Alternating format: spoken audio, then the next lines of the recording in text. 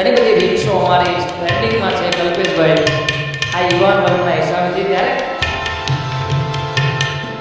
કટારી કાળજે વાળી કટારી કાળજે વાળી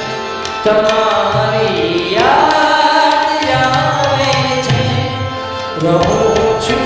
રાત ભર